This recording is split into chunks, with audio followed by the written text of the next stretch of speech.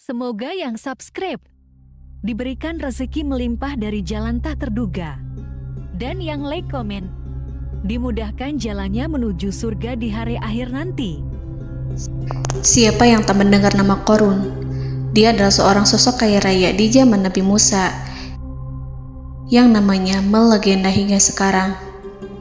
Kisahnya diabadikan dalam Al-Quran, bahkan menjadi peribahasa atau ungkapan di masyarakat guna menggambarkan seseorang yang mirip dengan tabiatnya atau menisbatkan harta yang ditemukan terpendam dalam tanah sebagai harta Qorun.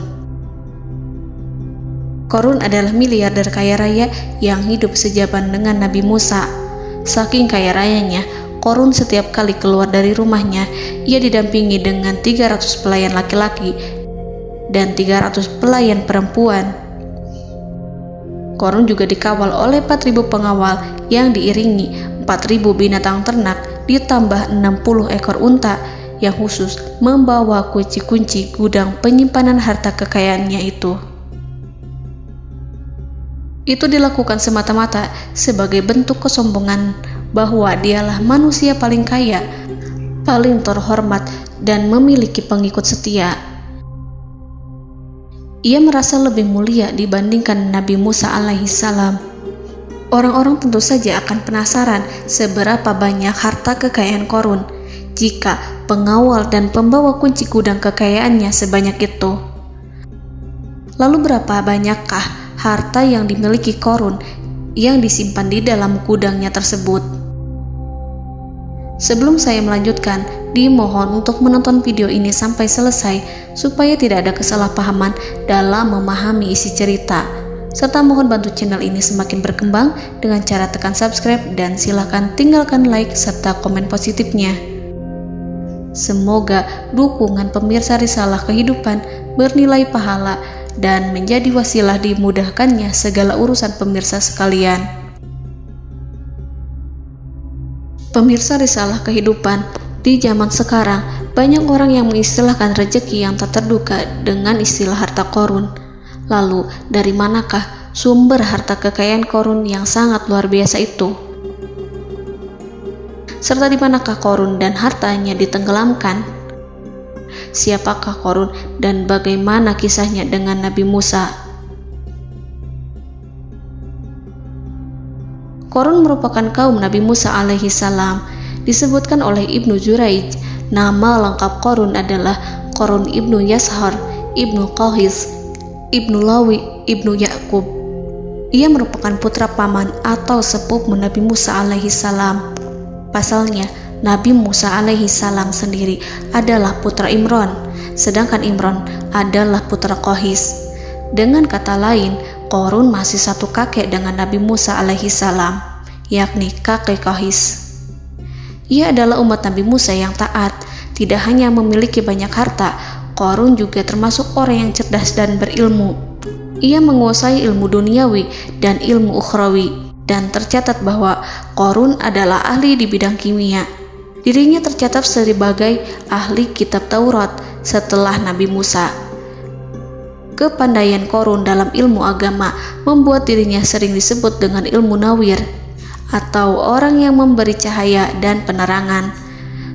Suaranya terkenal merdu dalam membaca kitab Taurat. Selain itu, Qorun juga lihai dalam berbisnis. Ia mengetahui trik investasi yang menguntungkan, serta jalur perdagangan internasional yang strategis di zamannya. Kekayaan Qorun begitu banyak, sebagaimana tercatat dalam surat Al-Qasas ayat 76. Sesungguhnya Qorun termasuk kaum Musa, tetapi dia berlaku aniaya terhadap mereka. Kami menganugerahkan kepadanya perbendaharaan harta yang kunci-kuncinya sungguh berat dipikul oleh sejumlah orang-orang yang kuat. Dalam riwayat Kaisamah disebutkan, kunci gudang kekayaan Qorun dibutuhkan 60 bigol atau sejenis kuda kecil. Ukuran kuncinya sebesar jari, bahannya terbuat dari kulit, dan setiap kunci digunakan untuk satu gudang. Maka keluarlah Qorun kepada kaumnya dalam kemegahannya. Para ulama tafsir menjelaskan Qarun keluar dengan mewah diiringi dengan 300 gadis berbaju merah dan 4.000 kendaraan kuda.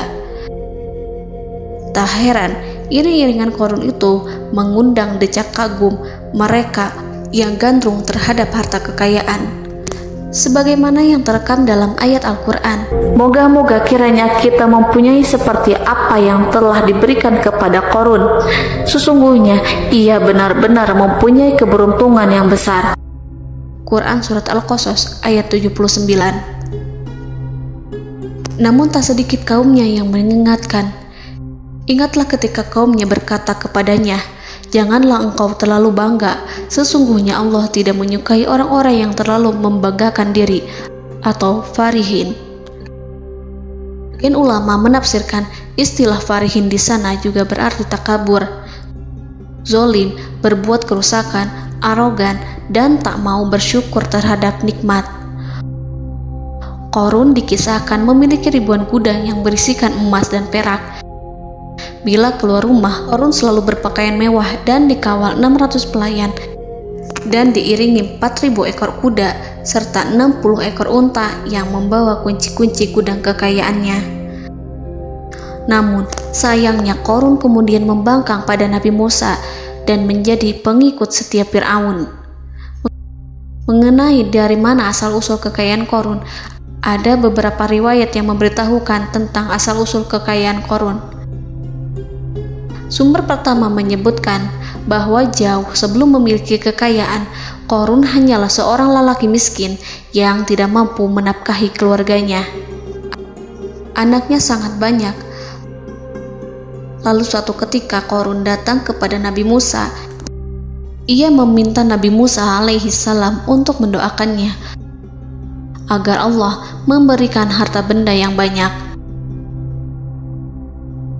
Qarun juga meminta Nabi Musa mengajarinya ilmu kimia dan ilmu-ilmu kehidupan lainnya. Qarun dikenal sebagai orang yang soleh dan mengikuti ajaran Ibrahim dengan baik, sehingga tanpa pikir panjang, Nabi Musa alaihi salam menyetujui permintaannya. Allah Subhanahu wa Ta'ala mengabulkan doa Nabi Musa. Qarun diberikan kecerdasan luar biasa dan menguasai ilmu yang telah diajarkan kepadanya. Qarun menguasai teori dan praktik pembuatan emas permata dan beragam perhiasan mewah lainnya. Ia juga pakar dalam ilmu arsitektur, rancangan bangunan, penataan kota, dan lain sebagainya. Tidak lama setelah itu, hidupnya berubah. Qarun pun hidup dengan bergelimbang harta. Ribuan gudang yang dimilikinya penuh dengan emas dan perak. Namun, sayangnya, keberuntungan yang didapatkannya membuatnya gelap mata. Qarun mulai hidup dengan penuh pamer, keangkuhan, dan penuh kesombongan. Kekayaan yang diberikan Allah Subhanahu wa Ta'ala membuatnya lupa dengan Sang Maha Pemberi. Qarun merasa lebih terhormat dan mulia dibandingkan Nabi Musa. Ia pun akhirnya membelot dan durhaka pada Musa. Ia mengingkari janji-janjinya dulu dan beralih menjadi pengikut Fir'aun yang setia.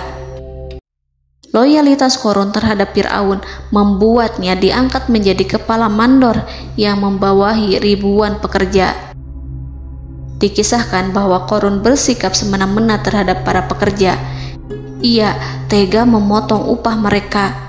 Ia melakukan korupsi demi membangun istana dan kemegahannya sendiri, dan untuk membangun gudang-gudang penyimpanan harta yang telah ia kumpulkan jauh-jauh hari. Ketika datang perintah zakat, Nabi Musa alaihi salam pergi menemui Qarun dan memerintahnya mengeluarkan zakat sebesar 1 dinar dari setiap 1000 dinar hartanya, 1 dirham dari setiap 1000 dirham, 1 kambing dari setiap 1000 kambing, dan seterusnya. Setelah Qarun menghitung seluruh hartanya, ternyata jumlah zakatnya sangat besar. Kekikirannya pun mulai menghalangi hatinya untuk mengeluarkan zakat. Qarun enggan membayar zakat ketika Nabi Musa alaihissalam menagih zakat yang diperintahkan oleh Allah untuk ditunaikan olehnya. Ketika Qarun dimintai zakat, ia langsung marah dan tidak memberikan sedikit pun kekayaannya. Dia berpikir bahwa harta kekayaan yang dimilikinya didapat dari hasil kerja dan usahanya, dan tidak ada kaitannya dengan siapapun, termasuk Allah Subhanahu wa Ta'ala. Janji Qarun untuk lebih taat beribadah dan membantu sesama jika diberi kekayaan oleh Allah dilupakannya. Dia mempergunakan kekayaannya tersebut dalam kesesatan, kezoliman, dan permusuhan, sehingga membuatnya menjadi sombong dan terlena. Orang-orang beriman pada masa itu sering menasihati Qarun untuk bersyukur atas nikmat yang telah Allah berikan, tetapi dia tidak mengindahkan nasihat tersebut. Dari sikapnya tersebut sudah jelas bahwa Qarun tidak membutuhkan nasihat kebenaran, bahkan merasa tidak takut dengan ancaman Allah. Sebab Qarun merasa sudah memiliki segalanya. Qarun merasa dirinya hebat dan pintar serta punya banyak pengikut setia, punya banyak pengawal dan merasa aman karena dekat dengan Raja Fir'aun. Qarun berkata, "Sesungguhnya aku mendapatkan harta ini karena ilmu yang ada padaku." Qarun sangat sombong. Ia merasa hartanya didapatkannya sendiri tanpa campur tangan dan kehendak Zat yang Maha Kaya, yakni Allah Subhanahu wa Ta'ala. Apakah Qarun lupa ataukah ia tidak tahu bahwa Allah telah membinasakan orang-orang sombong sebelumnya yang bahkan lebih kuat darinya, yang lebih kaya darinya, yang lebih banyak pengawalannya, lebih kokoh dan tak terkalahkan dibanding dirinya? Karena terdorong sifat kikir dan angkuh, maka Qarun membuat rencana untuk melakukan tipu daya agar dia terlepas dari kewajiban membayar zakat. Dia ingin menjatuhkan nama baik dan citra baik Nabi Musa. Kemudian dia mengumpulkan tokoh-tokoh konglomerat Bani Israel. Ia berkata kepada mereka, "Wahai saudara-saudaraku, terhadap apa yang diperintahkan Musa untuk membayar zakat, apakah kalian akan mematuhinya? Sekarang dia hendak mengambil harta yang ada di tangan kalian, maka pikirkanlah suatu cara untuk menghindari perintahnya." Para pembesar-pembesar yang dipanggil kemudian menjawab, "Wahai paduka Qarun, engkau lebih besar daripada kami. Kami akan melakukan apapun yang kau inginkan."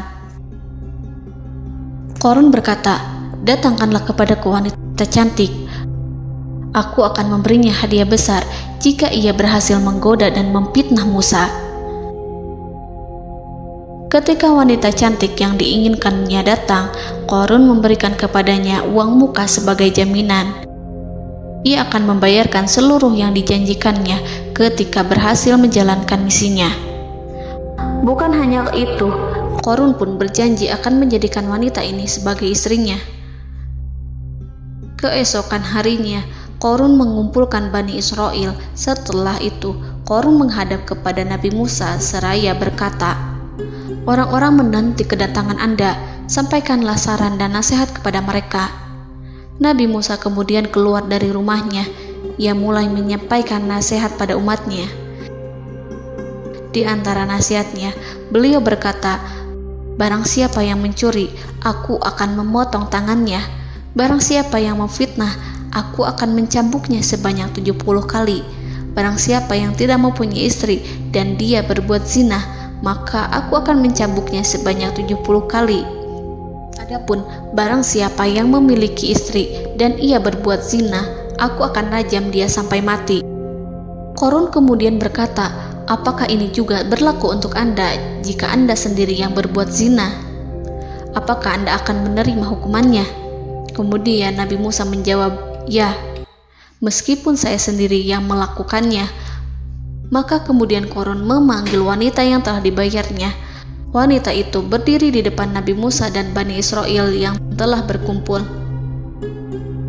mengaku sedang hamil karena berhubungan badan dengan Nabi Musa.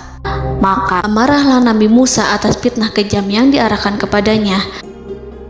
Kemudian Nabi Musa melakukan sholat 2 rakaat, lalu mendatangi wanita itu dan menyumpahnya agar mengatakan siapa yang menyuruhnya. Wanita itu menjadi ketakutan. Ia bergemetar di depan Nabi Musa dan mengaku bahwa yang menyuruhnya adalah Qarun. Lalu wanita itu bertaubat dan meminta maaf kepada Nabi Musa. Seketika Nabi Musa bersujud seraya berdoa kepada Allah agar menimpakan azab kepada Qarun. Allah memberi wahyu kepada Musa bahwa bumi telah dijadikan tunduk kepada perintah Nabi Musa. Kemudian Nabi Musa berkata kepada bumi, "Wahai bumi, telanlah Qarun beserta kekayaannya, habiskanlah semua." Kala itu Allah menurunkan wahyu kepada Musa alaihissalam untuk memerintah bumi apapun yang diinginkannya. Begitu Nabi Musa alaihissalam datang dengan wajah sangat marah, barulah Qarun merajuk, "Wahai Musa, sayangilah aku." Sementara Nabi Musa alaihissalam tak bergeming. Beliau lantas berkata pada bumi, "Wahai bumi, ambillah mereka." Seketika rumah Qarun mulai bergetar. Qarun dan antek-anteknya mulai dibenamkan hingga bagian lututnya. Rumahnya ikut turun sedalam lutut. Qarun kembali merajuk, "Sayangilah aku Musa." Rumahnya kembali berguncang. Kini Qarun dan kawan-kawannya kembali terbenam hingga pusar. Demikian pula rumahnya. Qarun terus merajuk, "Wahai Musa, sayangilah aku." Sementara Nabi Musa alaihissalam kembali meminta bumi, "Wahai bumi, ambillah mereka." Rumah Qarun berguncang lagi, sementara Qarun dan kawan-kawannya terus terbenam hingga bagian tenggorokannya. Demikian pula rumahnya. Qarun lagi-lagi menjerit, "Wahai Musa, sayangilah aku." Namun Nabi Musa alaihissalam tak bergeming. Beliau terus meminta bumi menelannya, hingga akhirnya Qarun dan kawan-kawannya hilang seluruhnya ditelan bumi. Tak lama setelah itu Allah berkata, "Wahai Musa, apa yang membuatmu bersikap demikian? Padahal demi kemuliaanku, andai dia Qarun berdoa kepadaku, niscaya aku akan rahmati. Maka kami benamkan dia beserta rumahnya ke dalam bumi, maka tidak ada baginya satu golongan pun yang akan menolongnya selain Allah, dan dia tidak termasuk orang-orang yang dapat membela diri." Quran Surat Al-Qasas ayat 81. Lalu di manakah lokasi ditenggelamkannya Qarun beserta harta bendanya? Konon berdasarkan kepercayaan beberapa masyarakat setempat, Qarun ditenggelamkan di sekitar sungai atau danau Moris yang terkenal di kota Payom, negara Mesir. Qarun konon mendirikan istana dan di tempat itu pula ia ditenggelamkan. Dahulu, Qarun berkeinginan membangun sebuah istana, namun tidak diizinkan oleh Fir'aun jika istana itu dibangun di samping istana Fir'aun. Terlebih, Qarun juga tidak ingin membangun istana di tengah pemukiman Bani Israel yang terletak di tanah Jasan. Fir'aun pun memberikan tanah di wilayah Fayom. Kemudian di tepi sungai Payom inilah Qarun membangun istananya yang megah, dan di dalamnya ia membangun Al-Khunuj, gudang penyimpanan harta berisi emas dan perak. Salah satu bukti arkeologis yang dapat dijumpai di lokasi tersebut adalah runtuhan bangunan yang diduga sebagai tempat tinggal Qarun yang berjarak sekitar 2 km dari Danau Qarun. Menurut beberapa sumber, bangunan yang masih berdiri kokoh tersebut adalah benteng yang dibangun oleh Qarun. Namun ada juga yang mengatakan bahwa bangunan tersebut adalah tempat tinggalnya. Wallahu a'lam. Semoga kita semua dijadikan orang yang Allah mampukan menjadi orang kaya namun tidak seperti Qarun,